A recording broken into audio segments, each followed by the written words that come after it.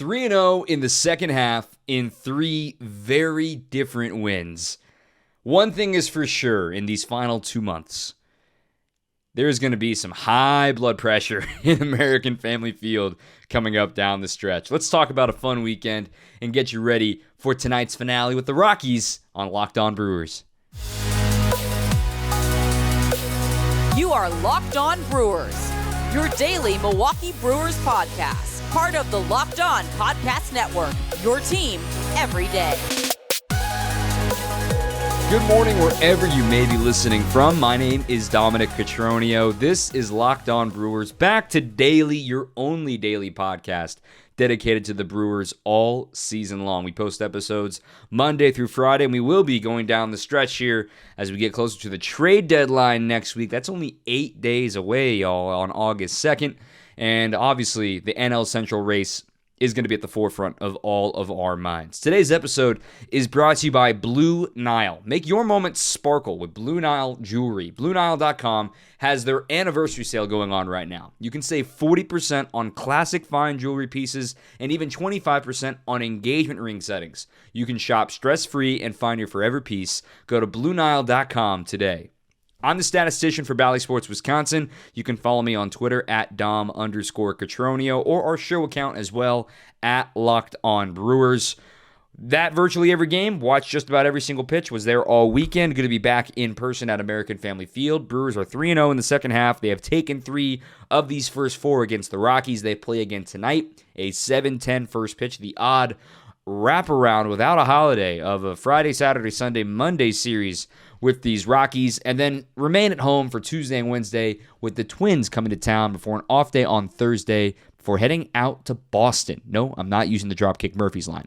We're going to talk about the weekend in a little bit, but we also got to talk about the landscape of the Central and just a quick refresher of what things look like elsewhere in baseball right now, some award talk, some standings talk, of course, but let's start with the big headlines since we've last spoke. I mean, we talked to Matt Arnold on Friday. If you haven't listened to that episode, the general manager of the Milwaukee Brewers was kind enough to join us here on Locked On Brewers. That is the previous episode in your feed. Go back and check that out. And for folks who only watch on YouTube, my apologies. The last 2 weeks, there's been a lot of travel involved and a lot of bad hotel Wi-Fi. And it's been really, really tough to upload some of the videos, but we should be back to a much more normal schedule the rest of the way here. So apologies for that. You can always find us wherever you get your podcasts, free and available. Let's talk about this. 3 headlines from the past 6 or so days, going back to the All-Star break and some roster moves and things of that nature. But I think the number one headline that comes out of all of this is the Aaron Ashby extension. This kind of caught a lot of us off guard. It caught me off guard walking off of my day job at caddying on Saturday at Aaron Hills. Aaron Ashby signs a very team-friendly extension, but more on that in a moment. He is now signed under team control, guaranteed through 2027 for 5 more seasons. So you're essentially buying out one of his free agent years as he made his big league debut last year. This is his second year in the show. Wow. Also, team options on the 28 and 29 seasons. So through the life of the deal, I mean, he could be a Brewer for 8 straight seasons, which lefties always have a job, whether it's, in the starting rotation or out of the bullpen. But for his stuff, and only 24 years old, what a time to strike a team-friendly deal. And I mentioned team-friendly. The actual numbers on the guaranteed half of the contract over these next 5 years, Ashby is going to make $20.5 million just in base salary. So averaging out to a little over $4 million per year. And obviously, any agents or any players' union rep is going to shout, that is so underpaid for Aaron Ashby. But do you know that for sure? There's a great, kind of cliche or saying or word of advice for young players and pitchers in particular. You never turn down your first fortune. And in the case of Ashby, certainly this is that moment. I mean, what a rise through the system for him. He was drafted in just 2018 in the 4th round out of junior college. What a rise for him to become one of the top prospects, make his debut last year. Now he's going to be a major factor of this team in their pennant chase here in 2022. But when you see team friendly, you see that number, you instantly think of Freddie Peralta. And just by comparison, Freddie Peralta, his deal that he signed in 2020, had a $1 million signing bonus attached to it as well, but for 5 years and $15.5 million. So he's only making about $3 million per year, as opposed to Ashby making about $4 million per year in the guaranteed stuff. However, with the team opt-ins and with escalators for awards and things of that nature, Freddie's deal, he's due to be a free agent after the 2026 season if he goes all the way through with this deal. He'll make $30 million, so he could double that original signing. That's not even including Cy Young votes. That's not even including the $500,000 he got last year for making the All-Star team, top 4 in Cy Young voting, Gold Gloves, things of that nature. Those escalators also exist in Aaron Ashby's contract. And furthermore, he also has those 2 team options. So for the life of his deal, he can make upwards of $40 million. So very similar to Freddie's in that, hey, bet on yourself now. Let yourself live comfortably. Understand what you're going to be making for these next 5 years. And go prove yourself and that the team's going to want to keep you. Because think about it, in 2028, that's 6 years away, Ashby would just be hitting 30 years old. Kind of right, you would hope, into his prime as a pitcher, right in the middle of the prime. If it all works out and he stays healthy, this is going to be one of those deals that you look back on the Brewers, if they can keep this going, wow, what a deal to sign for Ashby and for Peralta. For as much as we talk about the big 3 and Corbin Burnes and Brandon Woodruff and Freddie Peralta, let's look in the mirror real quick. Are you going to be able to keep all 3?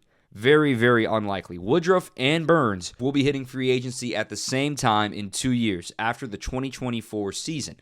So when you think about this window that they're in right now, well, they've locked up Ashby and they've locked up Peralta. They know those 2 guys and how much they need to spend for those guys. If you're going to pick one between Woodruff and Burnes, you've now got the complementary pieces there ready to help out if you only are able to extend one of those 2 guys and let the other one walk onto the open market knowing you won't be able to afford all of them for what they're worth. If you want to make this a comment about, oh my gosh, the ownership's so cheap, and oh my gosh, why can't Mark Adonasio open up his checkbook? It's not like that. Nobody is able to keep 2, even 3 legitimate Cy Young Award contenders when they hit free agency. I mean, when you look at Freddie Peralta, the fact that they signed that deal even gives them a chance to sign a Burnes or Woodruff closer to what they would be worth. However, we'll see what will happen in that regard down the road. They're still under team control for another 2 full seasons. And if you want to talk about it, neither one of them are represented by Scott Boras. So you can say if that's a good or bad thing. Scott Boras is very good at his job, meaning he wants to get every single dollar out of his players and every single dollar into his pocket and all of his representation's pocket. Exhibit A, Juan Soto. And talk about Steven Strasburg's deal right now. How good is that looking right now for Strasburg's perspective and not from the Nationals' perspective? So it's always tough to figure out with young pitchers and power pitchers, but to have Ashby locked up along with Freddie Peralta, that's a good place to start for a core in the future. Another quick headline about Freddie Peralta. He's begun his rehab assignment. Freddie pitched in AAA yesterday with the Nashville Sounds. He went 2 innings, 1 hit, 1 run, 1 walk, and 3 strikeouts. He's going to be on a regimen every 5 days to build himself up, a la a spring training buildup. So we expect to see him sometime in mid to late August. And the good news is, when he gets to the big leagues, he would be expected to go 5-6 innings. It's not like he's going to have to build up in the big leagues. They want to make sure he's ready to go and to produce when he arrives on the big league club. So that's some good news. Also on the injury front, Adrian Houser flew through a flat ground yesterday before the game. Seems like he came out of that okay. We would expect to see him back maybe by the end of next week in Boston or even the following road trip in Pittsburgh in the first week of August. So we'll keep an eye on an update from Adrian Houser or if they want to send him to AAA to make sure he's tuned up and ready to go. Our third and final headline, just quick roster updates. You may have seen the signing of Jake Mcgee, and he made his Brewers debut over the weekend. That was on Saturday against these Rockies. Jake Mcgee had 31 saves last year with the Giants in 2021. He's a fastball slider guy. He's a little older. He's had a really slow start to his year in 2022. He's 35 years old now, too. Maybe it doesn't quite jump off the page as far as a household name goes, but 1-2, a 7.17 ERA with San Francisco this year. He just didn't have it this year like he did last year. 21 innings, 27 hits.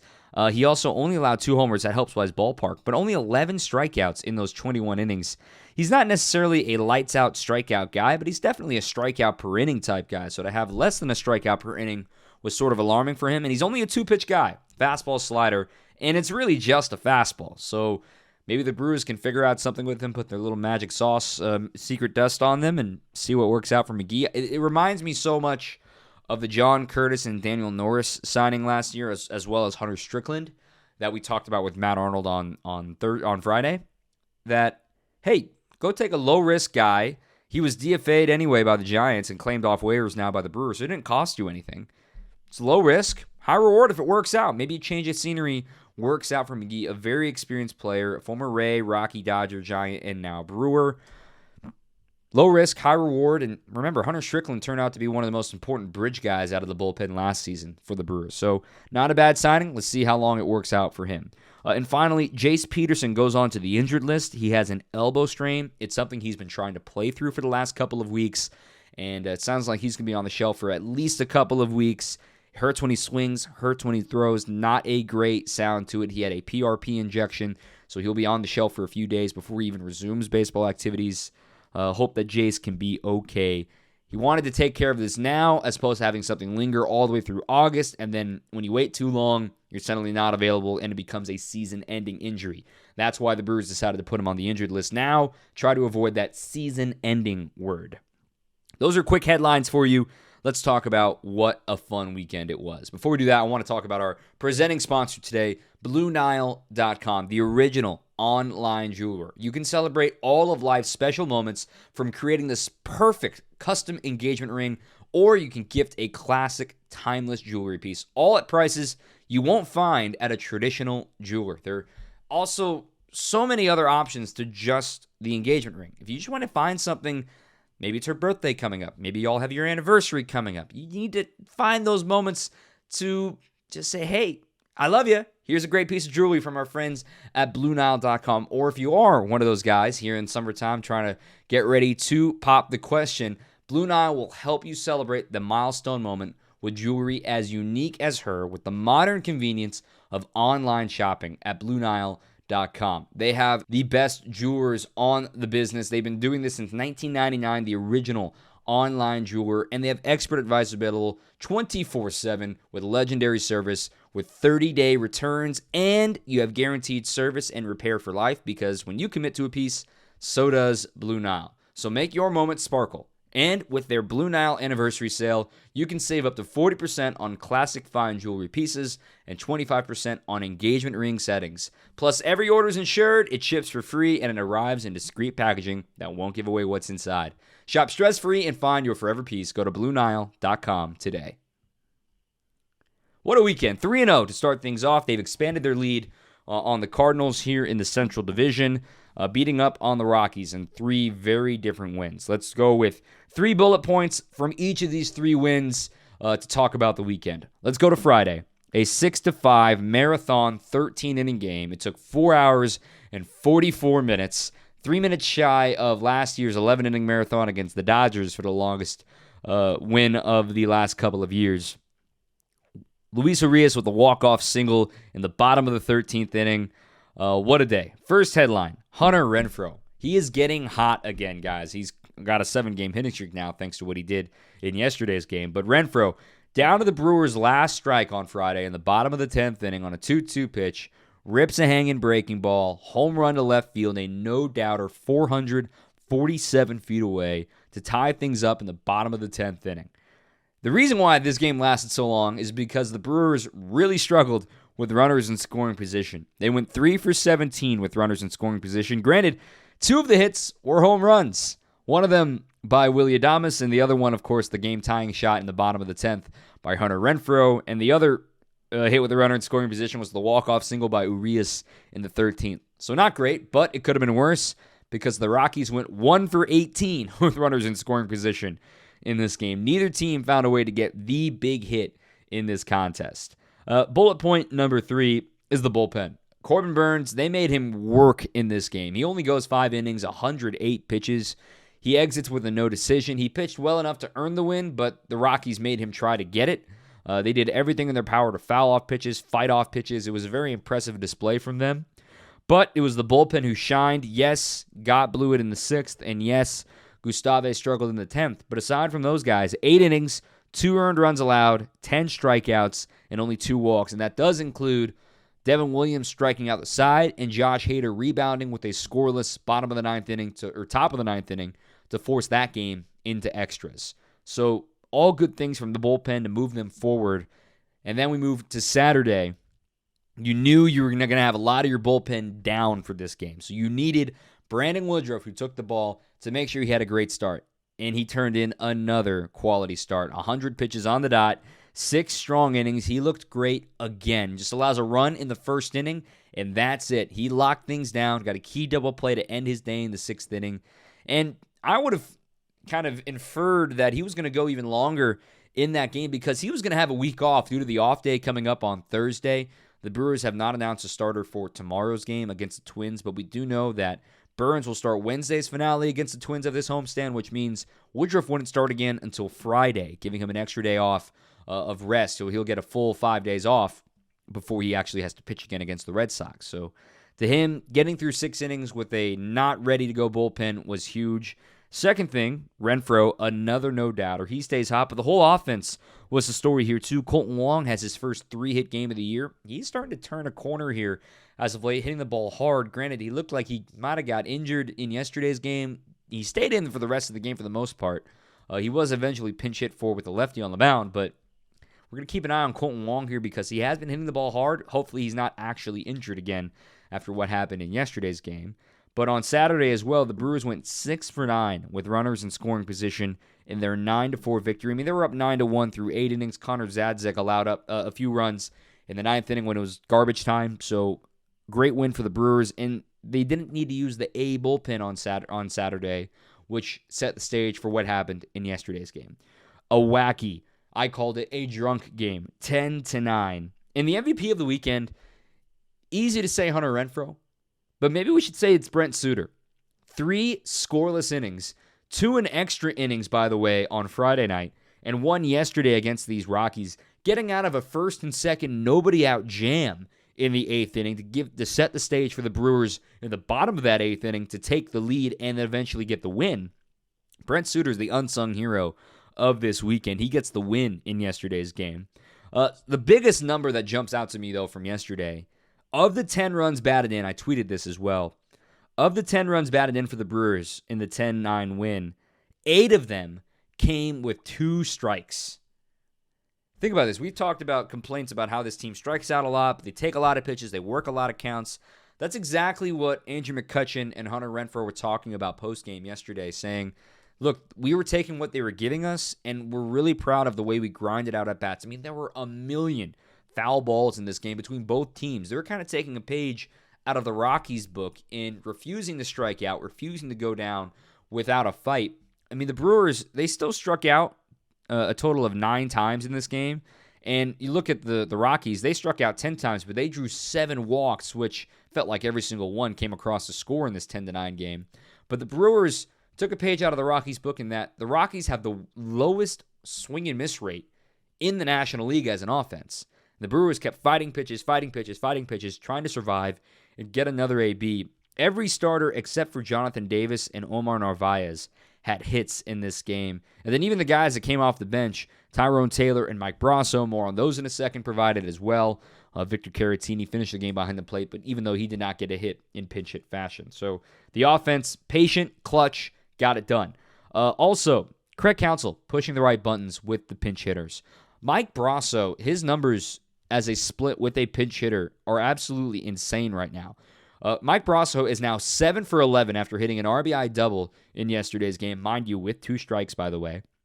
7 for 11 as a pinch hitter this year. And he's going to be a massive piece of this bench moving forward, given, look, Jace Peterson has been the main guy coming off the bench against righties, and Brasso's been the main guy coming off the bench against lefties. But now Jace isn't even going to be starting games since he's on the injured list against righties. Brasso may get a few more days against righties, and he's going to be the first guy off the bench when that situational lefty comes in, and Brasso's going to be the guy to face him. Huge moment again for him. He absolutely loves the moment, it seems, and never too big for him. and that was a big moment for him. Tyrone Taylor hits his third career pinch hit home run. It wasn't a traditional pinch hit because you knew he was going to stay in the game with the lefties well into the swing of that game at that point, and Jonathan Davis doesn't have the same pop that Tyrone Taylor has. He hits his 10th home run of the season, his third career pinch hit homer, and his first this season. That was a huge swing to get the Brewers right back in it because at the time they were trailing by 2 runs, in the 6th inning after the Rockies had come back in the 6th. I mean, the Brewers were up 3-0. They were up 5-2. They were down 8-6, and they end up winning 10-9. And also, Hobie Milner and Josh Hader. Hobie Milner leaves another 2 inherited runners stranded. Ho-hum. I want to correct something I tweeted. Say, why don't you just put Hobie Milner in to start innings as opposed to Gustave, who's in a current slump right now? Well, the answer to that probably lies in the fact, who would clean up a mess for Hobie Milner if he ended up struggling? He is really comfortable coming in with runners on base. It doesn't bother him. Whereas, if you're going to say, oh, hey, Gustave, get up real quick and try to get this one guy out, which he did do in the 5th inning, but then to sit down and come back in, it didn't work out for John Dell in the 6th inning in this one, and Milner had to come in and clean things up for him. With Milner being the main fireman to get you to that inning break, you don't know who you would go to in the case of, well, we need to get out of this inning now. What happens if Hobie has a struggle? So he's the fireman. He's the guy you call when things are getting out of control, and you bring out the fire hose, and Hobie Milner has been that fire hose. And one quick honorable mention, Josh Hader, yes, he allowed a run in the top of the 9th inning, but he gets a pair of strikeouts. He's looking like himself right now. He's looking better. A little, excuse me, bloop into right field, a stoinker, as Todd Rosiak would say. I'm not mad about stoinkers as mad as I would be about another home run if he had allowed that. And he gets things done for his 28th save of the season. Wow. 3-0 on the weekend, going for the sweep tonight. More on that in just a second. I want to tell you about BetOnline, the number one source for all your odds, lines, and games this year. Well, look, Major League Baseball is in full swing. They've got NFL futures on there, NBA futures on there. NHL trade rumor mill has been going nuts right now with free agency over on the frozen pond. BetOnline continues to be the top online resource for all your sports wagering information, including live in-game betting, scores, and podcasts. They have you covered. They've got baseball futures on there too. Brewers are currently rated as the 7th best odds to win the World Series, which I think is just about where they're supposed to be. That makes sense. You can head to BetOnline today or use your phone to learn more about the trends and get in on the action happening today at BetOnline, where the game starts. Tonight, Brewers will turn to the newly extended Aaron Ashby. He gets the ball against Kyle Freeland to round out the series. Brewers going for a 4-game sweep against these Rockies here at home to open up the second half, which is exactly what you want to hear about and what you want to talk about as cold as they came into the All-Star break and how, the sky was falling for the Brewers and, oh my gosh, nobody can hit, nobody can do this. Look, you go 4-0 coming out of the break, that's a great start. Just looking around at the Central Division right now, obviously it's a 2-horse race between Milwaukee and St. Louis, but we do got to talk about what's going on with the Cardinals right now. They're preparing to go to Toronto. They got a quick 2-gamer with the Blue Jays. As we all know, vaccination status is required to cross the border into Canada. Look, I'm not going to get into politics. I'm not going to shout here and say everybody should be vaccinated. It's your body, your choice, yada, yada. I'm not getting into all that stuff. But the fact of the matter is, both Nolan Arenado and Paul Goldschmidt are not vaccinated and thus will not be eligible to play in Toronto. They'll be missing those 2 games against the Blue Jays. This works twofold. Right now, St. Louis is clinging on to dear life for that 3rd wild card spot. They're 5 games above 500. They just lost a series to the Reds. And heck, in yesterday's game, the entire offense was supplied by Paul Goldschmidt. He had 2 home runs. They lose 6-3 yesterday. But they're 1 game clear of Philadelphia right now. And that's with this equal in loss column, but up 2 in the win column right now because they got 2 games in hand over Philly. The way you look at things right now, San Francisco is 2 games back. They've lost 4 games in a row. And then Miami, they're 5 games back. I think Miami is going to be pretenders. I don't think they're going to stick around. So it's really 3 teams for 1 spot. St. Louis, Philadelphia, and San Francisco for that 2nd wildcard spot. If the Brewers can take this opportunity, granted they're also facing a first-place team this week in Minnesota, can take an opportunity to get themselves a little bit of space heading into the trade deadline, put a little more pressure on the Cardinals before next Tuesday's deadline, that could go a long way. Because, look, we talked about it in the preseason talk about where do you see the Brewers finishing, how do you see the Central shaking out. I don't think it's a guarantee that the team in second place in the Central is going to make the playoffs.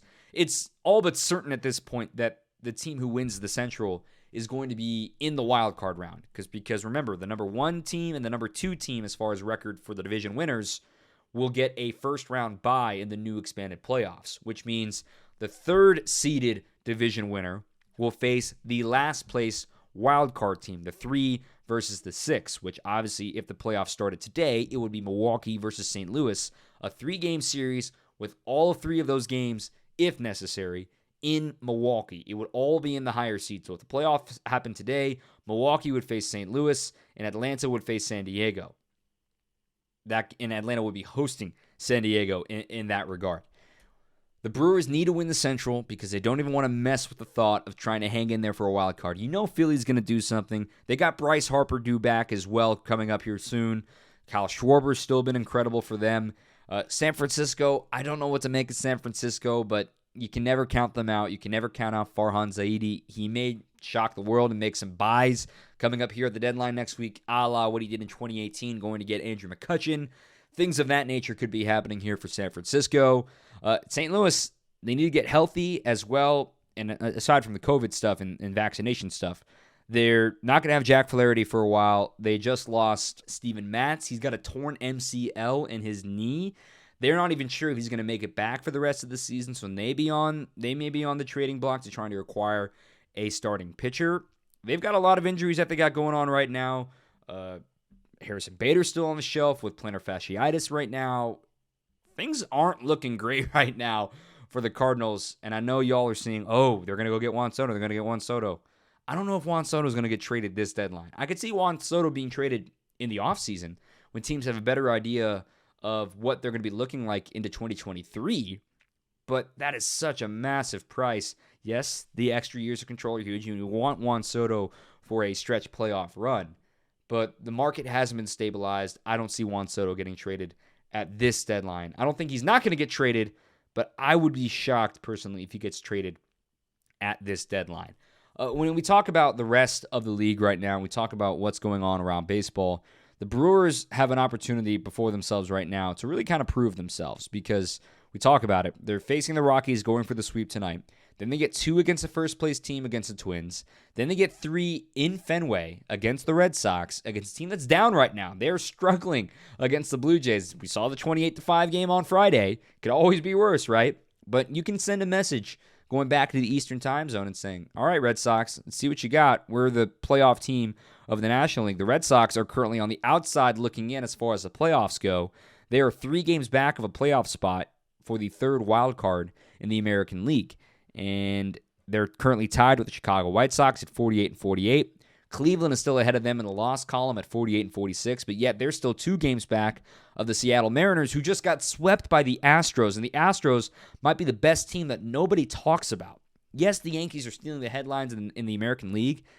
Astros are 64-32. They've won 5 in a row. They just swept Seattle in Seattle. Justin Verlander is a legitimate American League Cy Young candidate. I know Shane McClanahan has been stealing all the headlines, but Justin Verlander has been incredible for the Astros this year. They have a lights-out bullpen. They have an incredible offense. And the American League, it's looking like Yankees-Astros. And, I mean, shoot, sign me up right now for Yankees-Astros coming up in the playoffs. It's going to get wild. And the screws are going to get tightened. This is when I am loving to be a baseball fan. If you got friends who are on the fence about wanting to go to a game with you or trying what's the big deal right now? Like, no, now it's real. You know what I've been saying all season long? Like, there's still time. Look, you're 96 games into this year now. It is going to be over in the blink of an eye. 66 games remain. It is going to be over like that. Trade deadline is 8 days away, next Tuesday, August 2nd. What will the Brewers do? If anything, what will the contenders do? What will the Cardinals do to try to chase them down? Are the Padres going to try to add some bullpen help? Is Fernando Tatis Jr. going to come back healthy? There's so much to talk about, but I don't want to jam it all into this tiny podcast. That's all for this episode. What a fun weekend. Hope to see you all at the ballpark this coming week as the Brewers play tonight, 7-10 against the Rockies.